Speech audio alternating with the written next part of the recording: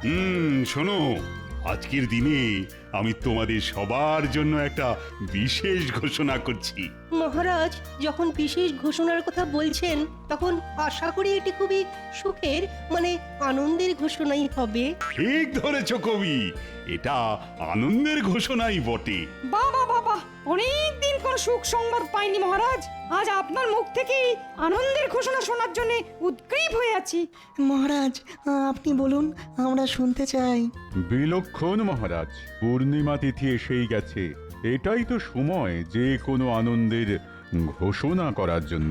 তাহলে আমার মনে হয় মহারাজকে এবার বলতে দেওয়া হোক। তোমার দেখছি বড়ই তাড়া গোপাল।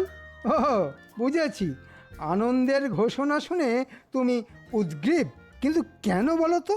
বাড়িতে মনে হয় তোমার গিন্নি তোমাকে বিশেষ আনন্দে থাকতে দেয় না। ভুল বলছেন মন্ত্রী মশাই, আমার গিন্নি সব সময়ই পরম আনন্দে থাকে, আর গিন্নি আনন্দে থাকলেই আমিও আনন্দে থাকি। বাহ বাহ, চমৎকার চমৎকার।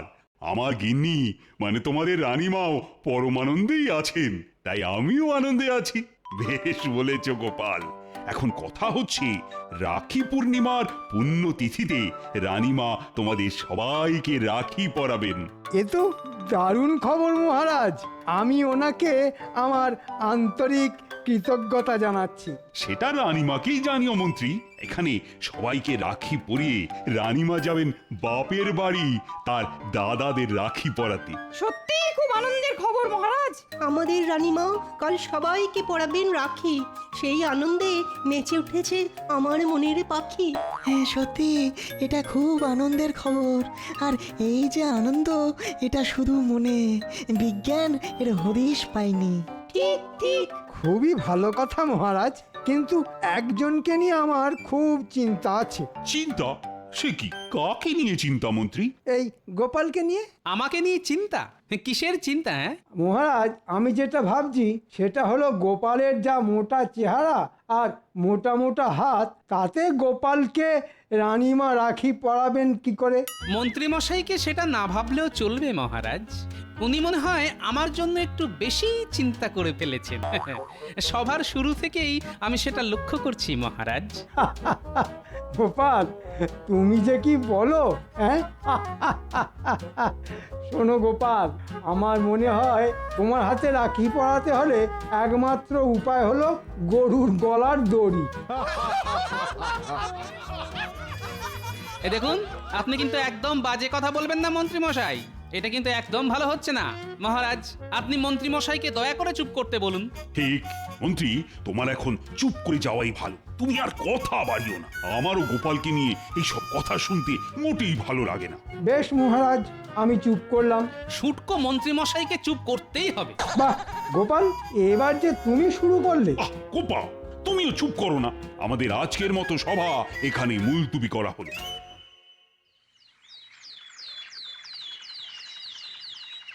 আমাকে ফুটকো বলা?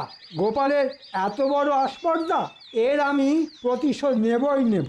আপনি হুকুম করলেই ওই গোপালকে এক্ষুনি ওই ধরে বেঁধে নিয়ে আসছি। হ্যাঁ। ওরে না না, এক্ষুনি ওসব করতে হবে না, তাহলে লোক জানাজানির ভয় থাকবে। গোপাল নিজেও সন্দেহ করতে পারে। এমন কিছু করতে হবে যাতে গোপাল শায়েস্তা হবে। বুঝেছি, তার মানে আপনি চাইছেন যাতে সাপও মরে আর লাঠিও না ভাঙে, তাই তো? ঠিক ধরেছিস বটা। যত দিন যাচ্ছে ততই তোর বুদ্ধি খুলছে। শুধু এইটুকুই কর যাতে গোপাল আছাড় খেয়ে পড়ে যায়। শুধু আছাড় এতেই হবে? হ্যাঁ, আপাতত এতেই হবে। আমি এখন যাই, তোরা কিছু কর। গোপালের এই পথ দিয়ে যাবার কিন্তু সময় প্রায় হয়ে এসেছে। কিচ্ছু ভাববেন না মন্ত্রী মশাই, আপনি নিশ্চিন্তে বাড়ি গিয়ে নাকে তেল দিয়ে ঘুমন।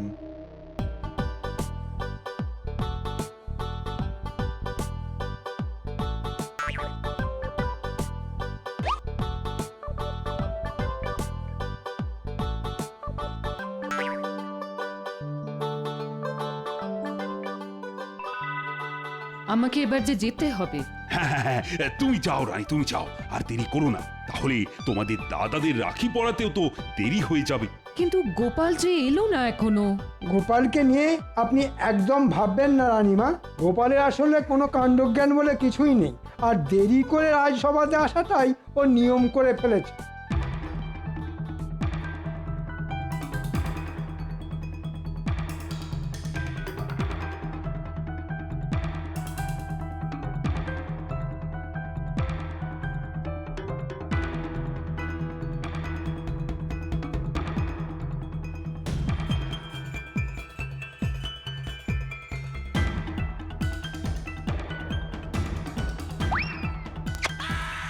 এই গো, ওরে বাবা রে, মরে গেলাম, কে আছো?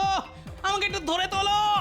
ও কি সর্বনাশ, আমার আমার তো পুরো গায়ে কাদা লেগে গেল। ও ও ওরে দেখ, এই বুড়োটা কিরকম কাদায় পড়ে খেলা করছে। এই জন্য বলা হয় বুড়ো মানে বাচ্চা, খেলার আর কিছু পেলে না, শুধু ওই কাদা। আমি বুঝতে পারছি আমার এই হাল কি করে হলো। তা তোরা কি আমাকে তুলবি নাকি শুধুই হাসবি? তুমি আরো খানিকক্ষণ ওই কাদার মধ্যে খেলো, বুঝলে? হ্যাঁ, তোমাকে তুলতে অনেক বড় বড় পালোয়ান লাগবে, আমাদের অত শক্তি কোথায় গো।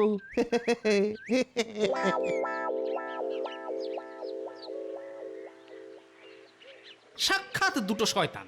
ওরে বাবা রে, কি যন্ত্রণা হচ্ছে গো। কেউ কি আছো? কোথায় গেলে গো? আমাকে একটু ধরে তোলো। ও কি সর্বনাশ। ও ও ওরে বাবা রে। ও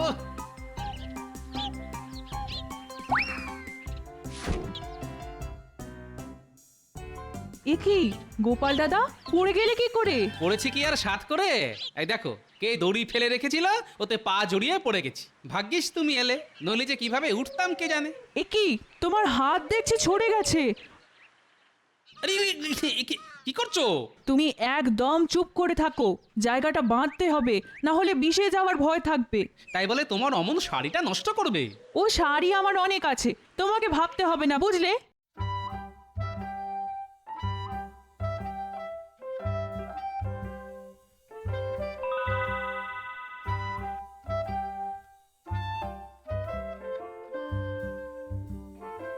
কি ব্যাপার গোপাল, এত দেরি কেন? রানীমার রাখি পরানো যে হয়ে গেল। আমি আগেই জানতাম মহারাজ গোপাল দেরি করে আসবে। মন্ত্রী মশাই, আপনি যে জানতেন সেটা আমি ভালোই বুঝতে পারছি। তুমি ঠিক কি বলতে চাইছো গোপাল? গোপাল, তুমি দেরি করে এসেছো সম্পূর্ণ তোমার দোষে। এখন উল্টো পাল্টা কথা বলে কথা ঘুরিও না তো। আমাকে মার্জনা করবেন মহারাজ, আমি একটু পড়ে গেছিলাম এই আর কি। কিন্তু বাকি কোনো সভাসদদের দেখছি না মহারাজ।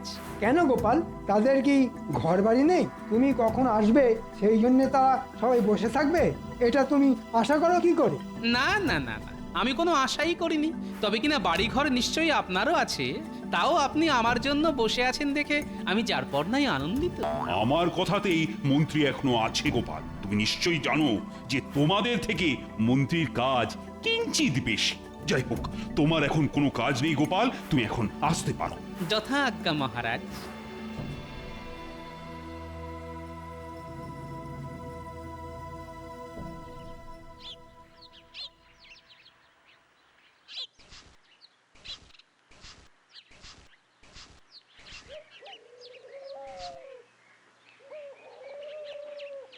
গিন্নি, আমি এখন চললাম। আজ একটু সকাল সকাল রাজসভায় যেতে হবে, বুঝলে? কাল যেতে খুব দেরি হয়ে গিয়েছিল। যাও, তবে যাবার আগে তোমাকে একটা কথা বলি। হ্যাঁ, একটা কথা? আচ্ছা বলো শুনি। এই আমার একটা নতুন কানের দুলের শখ হয়েছে গো। তুমি আমাকে একটা কানের দুল গড়িয়ে দাও। ও একটা? দু কানে নয় বলছো? আমলো যা, আমি কি তোমার মতো কান কাটা নাকি? বলি, দুল কখনো এক কানে হয়? কোনোদিন কেউ শুনেছে? কথা ঘোরাবে না একদম, বলে দিচ্ছি। হ্যাঁ, পাগল, আমি কথা ঘোরাবো? তুমি তো আমাকে নাকে দড়ি দিয়ে ঘোরাচ্ছ। আবার বাজে কথা। আমি এখন চললাম।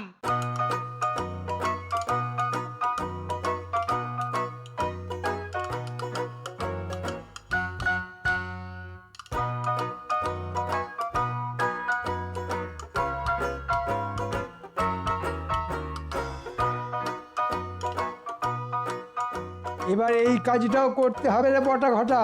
আপনি কোনো চিন্তা করবেন না। কিন্তু আপনি ওই পুটির বাবার জমিতে মই দিতে চাইছেন কেন একটু বলবেন?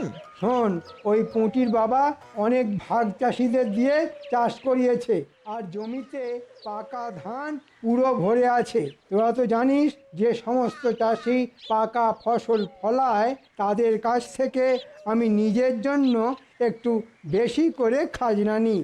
মন্ত্রী দেখছি খুব গদগদ হয়ে বটা আর ঘটার সাথে কথা বলছে। এবার আমি বেশ বুঝতে পারছি কালকে আমার পড়ে যাবার জন্য ওই মন্ত্রীই দায়ী। মন্ত্রী আমার ভাবমূর্তি মহারাজের সামনে খারাপ করার জন্য উঠে পড়ে লেগেছে। না, এর একটা বিহিত করতেই হবে আমাকে আজ রাজসভায়। ওহো, এবার এবার বুঝতে পেরেছি। কিন্তু পুঁটির বাবা কিছুতেই আমাকে ওই ভাগ চাষিদের নাম বলছে না। আমি এটা মেনে নেব না। পুরো খাজনায় রাজকোষে চলে যাবে, আর আমার লবডঙ্কা। না না মন্ত্রী মশাই, এ তো আপনার উপর জুলুম। আমরা আজ রাতেই ওই পুটির বাবার জমিতে মই দেব, কিন্তু রাতের অন্ধকারে আমরা ঠিক জমিটা বুঝতে পারবো না। আপনাকে কিন্তু একটু সঙ্গে থাকতে হবে। ঠিক আছে, আমি থাকবো তোদের সাথে। হ্যাঁ মহারাজ, গোপাল আজ একদম ঠিক সময় চলে এসেছে। সে তো দেখতেই পাচ্ছি। হায় গোপাল, তোমার আর রানীমার হাতে রাখি পরা হলো না। না, পড়া হলো না, তবে তাতে কিছু হয়নি। কি বলছো গোপাল? মহারাজ, গোপাল বলছে। আমাকে কথা শেষ করতে দিন মন্ত্রী মশাই। কি মুচকি হাসছো গোপাল? পুটির মা আমাকে রাখি পরিয়েছে। কোথায় তোমার রাখি গোপাল? ওই পট্টিটা? হ্যাঁ ওটা তোমার রাখি? হ্যাঁ এতে এত হাসির কি আছে? মহারাজ, আমার নিজেরই একটা ছড়া মাথায় এসেছে। আপনি অনুমতি দিলে বলতে পারি, যদিও আমি সভাকবি নই। অনুমতি দিলাম মন্ত্রী। পুঁটির মা যমুনা, গোপাল হলো জম। গোপালের হাত গেছে কেটে, মাথায় আলুর দম। শুধু হাত নয়, নয় শুধু মাথা, লেগেছে যে পাঁজরে। এসবই হলো মন্ত্রীর বিষ চোখের কুনজরে। কি এত বড় কথা? আমি তোমাকে কুনজর দিয়েছি? আপনি ছাড়া আর কে দেবেন? আমি একটা ছড়া বলতেও মহারাজের অনুমতি নিই। তুমি সেটুকু নেবার প্রয়োজন বোধ করো না। তোমার এত বড় স্পর্ধা হয় কি করে গোপাল? আমার মনে হয় মহারাজ, এবার দুজনেরই থামা প্রয়োজন। আমারও তাই মনে হয়। এই কথার কোনো শেষ নেই। এত কথায় নতুন কিছুই আবিষ্কার হবে না। হ্যাঁ, এই সময়টাই বড় অশুভ মহারাজ। কিন্তু গোপাল, তোমার যে পাঁজরে লেগেছে একবারও কিন্তু আগে বলনি তো। বললে একটি ওষুধ দিতাম। এসব বাহানা, ওর কিচ্ছু লাগেনি। ও কাল দেরি করে আসার জন্য এখন বাহানা বানাচ্ছে। আমাকে নিয়ে ছড়া টিপ্পনি কাটবার আপনি কে হে? আমার সম্বন্ধে বাজে কথা বলার অনুমতি তোমাকে কে দিয়েছে গোপাল? তুমি বলছো আমার বিষ নজরে তোমার লেগেছে? প্রমাণ আছে? প্রমাণ কি আমি সঙ্গে নিয়ে ঘুরি? গোপাল, তুমি ইচ্ছা করে দেরি করে এসেছো যাতে রানীমা তোমাকে রাখি পরাতে না পারে। এর মানে জানো গোপাল? আমি বলছি, তুমি রানীমাকে অপমান করেছো। মহারাজ, আপনি বলুন, আমাদের সভাসদদের মধ্যে গোপাল কি কোনোভাবে থাকবার যোগ্য? না না না, সব কথা শুনে আমারও মনে হচ্ছে গোপাল তুমি বাহানা বানাচ্ছ। তুমি রানীকে অপমান করে রাজসভায় থাকবার যোগ্যতা হারিয়েছো। তুমি চলে যাও রাজসভা থেকে। তোমাকে আমাদের আর প্রয়োজন নেই। যথাজ্ঞা মহারাজ। এবার বুঝবে ঠেলা পুটির বাবা। কত ধানে কত চাল।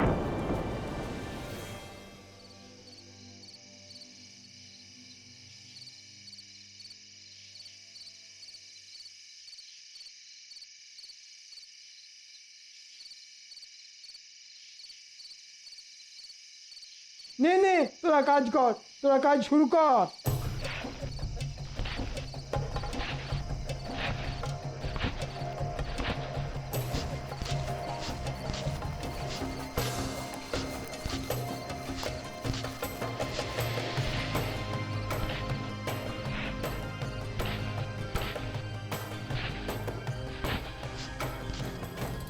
এই রে, কে আসছে?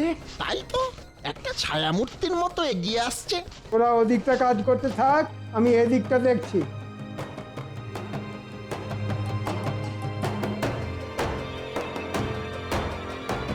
এই কে?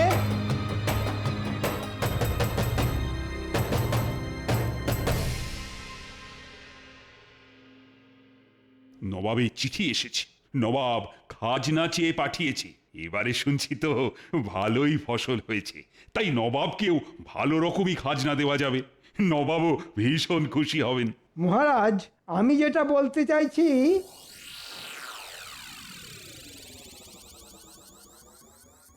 কি তোমরা এভাবে রাজসভায়, কিছু কি হয়েছে? আহ, কেঁদো না, কাঁদলে না আমি বড় অসহায় বোধ করি। কি হয়েছে আমাকে বলো, আমি কিছু একটা উপায় বার করব। মহারাজ, আমাদের সর্বনাশ হয়ে গেছে। এবার সুন্দর পাকা ধান হয়েছিল, কিন্তু রাতের অন্ধকারে কেউ আমার জমিতে মই দিয়ে সব নষ্ট করে দিয়েছে।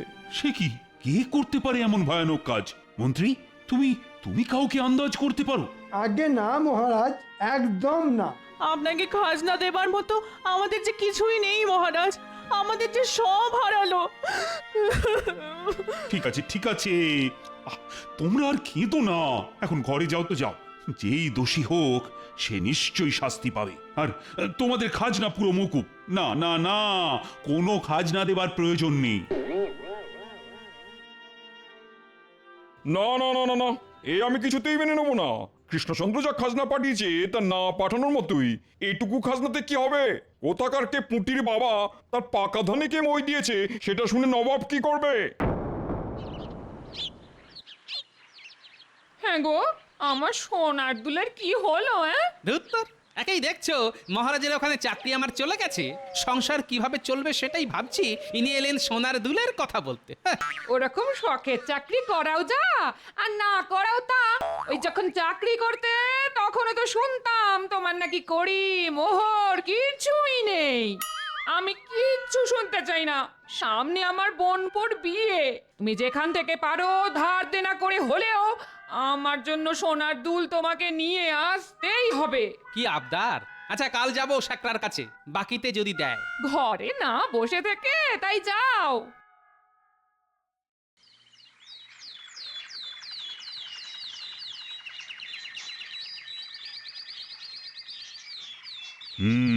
খুবই গুরুগম্ভীর বিষয়। নবাব একটি পত্র পাঠিয়েছেন, আর তাতে বলা হয়েছে হয় নবাবের পুরো খাজনা চাই, নয়তো পুঁটির বাবার পাকা ধানে যে মই দিয়েছে তাকে তার চাই। এটা কি করে সম্ভব মহারাজ? কে পুঁটির বাবার পাকা ধানে মই দিল তা তো আমরা জানি না। জানতে হবে, তুমি যেহেতু রাজ্যের মন্ত্রী তাই তোমাকেই জানতে হবে। আচ্ছা, আমি দেখছি মহারাজ, ঠিক কি করা যায়। ভাবো ভাবো, তোমরা সবাই ভাবো। নবাব নবাব রীতিমতো অপমান করেছে আমাকে, বলেছে যে মই দিয়েছে তাকে না পেলে আমার গর্দান নেবে। আমি ভাবছি যে মই দিয়েছে না তার আমি গর্দান নেব। সোনার দাম যে অনেক বেড়ে গেছে গোপাল। আমি বুঝতে পারছি। ওই একটু অল্প সোনা দিয়ে খাতটা মিশিয়ে বানিয়ে দাও দেখি, মানে বেশ যেন চকচক করে আর কি। তাহলেই আমার গিন্নির মুখটা ঝকঝক করবে। কি যে বলেন গোপাল দাদা। আচ্ছা, এই আংটিতে কত ভরি সোনা আছে একটু মেপে দিন না। এই আংটি কোথায় পেলি বল? যাব বাবা, তোমাকে বলতে যাবো কেন? হ্যাঁ, এবার মারা খাবি কিন্তু। এটা মন্ত্রীর আংটি, আমি খুব ভালো করেই চিনি। তুই মন্ত্রীর আংটি চুরি করেছিস? চুরি করব কেন? মন্ত্রী মশাই আমাকে দিয়েছেন। মন্ত্রী মশাই এমনি এমনি তোকে এত দামি আংটি দিয়ে দিল? এটা আমি বিশ্বাস করব? সকাল সকাল এসব কি বাবারে? তোমরা দুজনেই যাও এখান থেকে, শেষে আমি না ঝামেলায় পড়ি। মহারাজ যদি জানতে পারে তাহলে আমারই বিপদ। কেলা তো হাজতে গেলেও ওর কিছুই যাবে আসবে না। আর গোপাল, তোমার তো চাকরি নেই, ধারে এখানে কিছুই হবে না। যাও যাও যাও যাও যাও। তুই যদি আমাকে পুরো কথা না বলিস তাহলে তোর জায়গা হবে গারদে, বুঝলি? যা ঘটেছে পুরো বল। বিশ্বাস করো, এটা আমাকে মন্ত্রী মশাই দিয়েছে।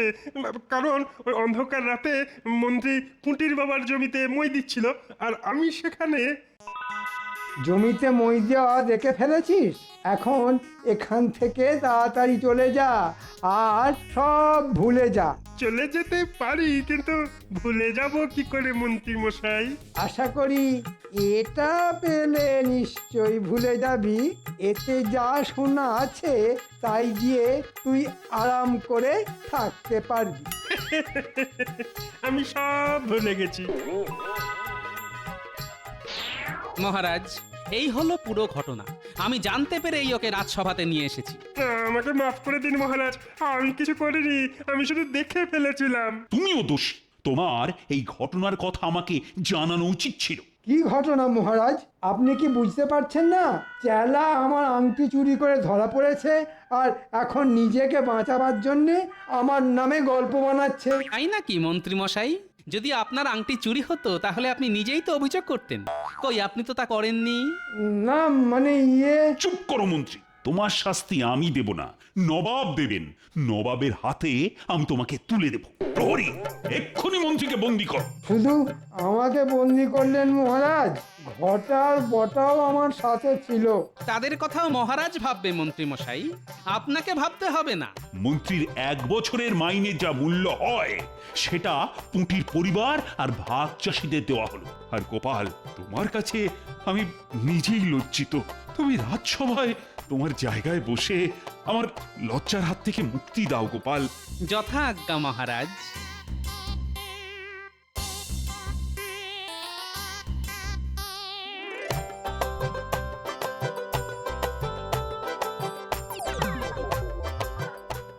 গোপাল দাদা, তুমি আমাদের যা উপকার করলে তা কোনোদিন ভুলবো না। রাখি পূর্ণিমার দিনে তুমি কাপড়ের পার ছিঁড়ে পট্টি বেঁধেছিলে আমার ক্ষতস্থানে, ওটাই ছিল আমার কাছে রাখি। তাই বোনের বিপদে আপদে রক্ষা করা তো আমার কর্তব্য।